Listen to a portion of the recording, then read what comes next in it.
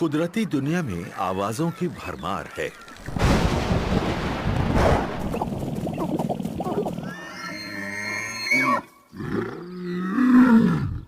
लेकिन अब तक हम इसका कुछ हिस्सा ही सुनते आए हैं। सबसे आधुनिक ऑडियो टेक्नोलॉजी अब उन आवाजों को भी रिकॉर्ड कर सकती है जो हमें सुनाई नहीं देती।